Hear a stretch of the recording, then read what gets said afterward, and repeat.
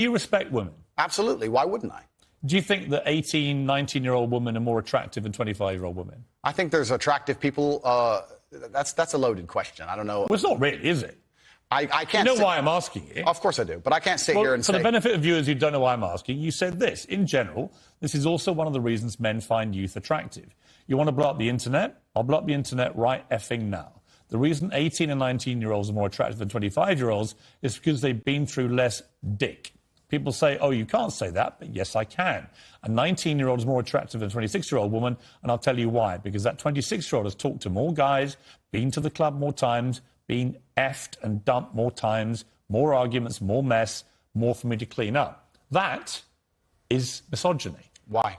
Because you are encouraging a mindset about 25-year-old women that makes them sound out to be infinitely less desirable than 18, 19-year-olds, and having effectively been having too much sex to be taken in a more respectful way. Well, firstly, even if that was the case, that wouldn't be misogyny. Well, what did you mean by what you said? That's not misogyny because it's not anti-women. I'm saying that an 18 or a 19-year-old woman would be more desirable. Pretty anti-25-year-old woman. Anti-25-year-old women we can argue, but not misogyny. Well, that's misogyny then, isn't it? No, it's not. Well, being anti any woman at all is misogyny. Not when I'm saying that women are beautiful and attractive at a certain age and saying that age. You're saying 18, 19-year-olds are more attractive than 25. Well, than ageist, perhaps, but misogynistic, absolutely. Is that not. But you just accepted it was misogyny. No, I didn't. You said it was misogyny. I'm telling you, no, it's not. If a 26-year-old woman is watching this and has heard those comments, yeah.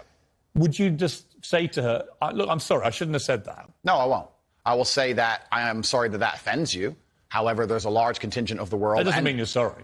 No, I'm not sorry. That's the point I'm making. I'm sorry if that offends you. However, there's a large contingent of the world that believe that, and I was mediating for a conversation. Parts of the world that believe that about 26-year-old women are parts of the world where women are not allowed out on their own. That's a conversation. They have to wear full burqas. Well, that's a conversation. They're not allowed to drive cars. That's nothing to do with me. But is that the kind of world for a woman that you... I was mediating a conversation. No, I'm asking you what you think.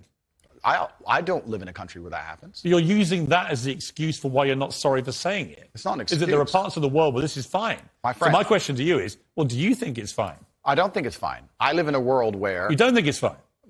The reason This isn't that hard, Andrew. You can simply say, Piers, you know what? With the benefit of hindsight, I wish I hadn't said it like that. And if a 26-year-old woman's watching, I'm sorry I said that, because that actually is blatantly misogynist. And even though that's a view held by other parts of the world, it's not a view I share. Now, I would respect you more if you said that than if you try and say, well, it's said in other parts of the world, so I'm not sorry.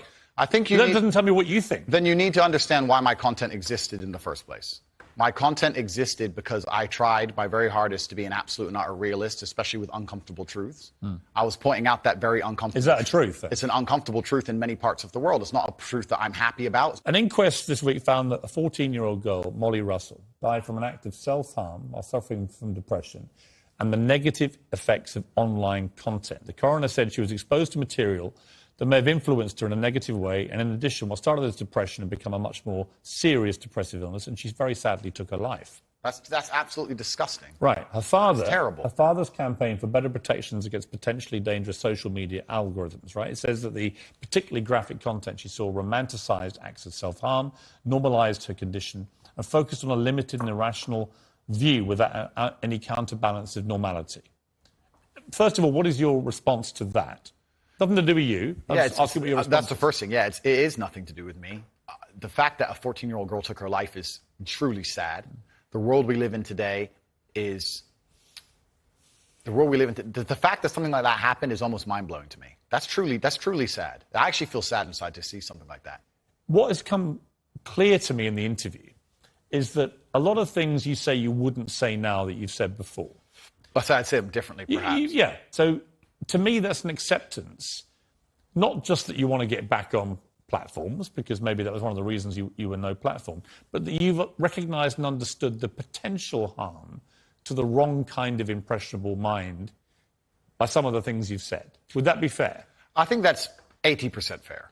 I recognise and understand that with massive fame, you have to be more careful about being misconstrued. Like I said earlier, 1% of people misunderstanding you doesn't matter with a small audience. It matters with a very large audience. With power comes responsibility. I still believe the things I say. I do not want to be a negative force for the world. I also understand that I am a man who's lived a very difficult, nuanced life, and I am capable of making nuanced points that may be misunderstood by teenagers. However, that can be said about anybody and everything. Every opinion online can be misunderstood by children. Trying to protect children from the internet is a very interesting subject in and of itself, because I would argue that 80% of the content on the internet can be negative or detrimental to a young mind that doesn't understand the world.